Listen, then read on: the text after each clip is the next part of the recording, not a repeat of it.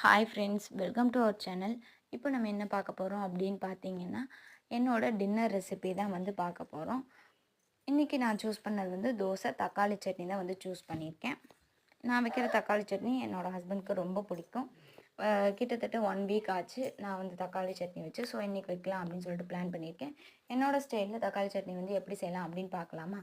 First அடுப்பில் ஒரு பாத்திரம் வச்சு அதில் எண்ணெய் ஊற்றி எண்ணெய் காஞ்ச உடனே கொஞ்சம் கடலைப்பருப்பு, 2 வரமிளகா, என்னோட காரத்துக்கு தக்கன எடுத்திருக்கேன். நீங்கள் உங்களுக்கு எவ்வளோ தேவையோ எடுத்துக்கோங்க. அண்ட் 2 மீடியம் சைஸ் பெரிய வெங்காயம் வந்து ஆட் பண்ணியிருக்கேன். இதே ஸ்டேஜில் கொஞ்சம் கருவேப்பிலையும் ஆட் பண்ணிக்கணும். அப்படின்னா தான் கருவேப்பிலை வந்து க்ரீனிஷாகவும் இருக்கும், அதோட ஃப்ளேவரும் வந்து நமக்கு கிடைக்கும். அப்புறம் 3 மீடியம் சைஸ் தக்காளி வந்து எடுத்திருக்கேன். தக்காளி வதங்கினோடனே சின்ன சின்னதாக வெட்டின 5 தேங்காய் சில் பீசஸ் வந்து போட்டிருக்கேன். கொஞ்சம் வந்து புளி ஆட் பண்ணியிருக்கேன். அப்போ தான் வந்து இந்த புளிப்பு டேஸ்ட் வந்து கிடைக்கும். லாஸ்ட்டாக வந்து கொஞ்சம் கருவேப்பிலையும் கொஞ்சம் கொத்தமல்லி தலையும் தூவி ஆஃப் பண்ணி வச்சிடணும். நெக்ஸ்ட் வந்து இது ஆறுனதுக்கப்புறம் நம்ம வந்து சட்னி அரைச்சிக்கலாம். அது சட்னி அரைக்கும்போது வந்து தேவையான அளவு உப்பு வந்து நீங்கள் பார்த்து போட்டுக்கணும். லாஸ்ட்டாக நீங்கள் வந்து தோசை சுடுறதுனால தோசை மாவு வந்துட்டு எடுத்து வச்சாச்சு.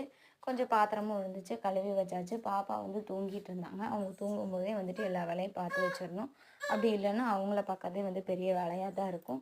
அண்ட் சைட் பை சைடு எங்கள் வீட்டில் பாலும் வந்துட்டு வந்துருச்சு. பால் வந்து வாங்கிட்டு வந்து வச்சுட்டேன். கரெக்டாக எல்லா வேலையும் முடிச்சுட்டு வந்துட்டு உட்காரும்போது பார்த்தீங்கன்னா, பாப்பாவும் வந்து எந்திரிச்சிட்டாங்க. அவங்களோட சவுண்டு வந்து வாய்ஸில் கேட்டிருக்கும்னு நினைக்கிறேன். அண்ட் நெக்ஸ்ட் வீடியோ பிடிச்சிருந்தா மறக்காமல் சேனலை சப்ஸ்கிரைப் பண்ணிக்கோங்க. தேங்க்யூ ஃபார் வாட்சிங்.